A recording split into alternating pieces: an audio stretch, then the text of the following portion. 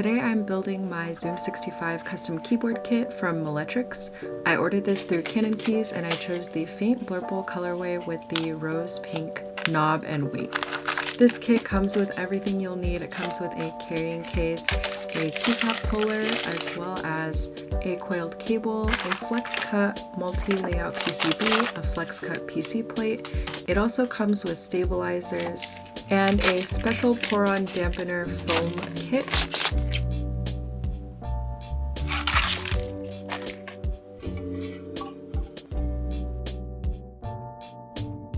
To complete the board, I'm using the strawberry milk tactile switches and the DSA Astrala keys set from Drop. The kit also came with these pre-cut stickers that you can use to band-aid mod the stabs, which is really nice. Don't mind the dog drool on my sleeve. We had just gotten a new Great Pyrenees puppy and he was very slobbery.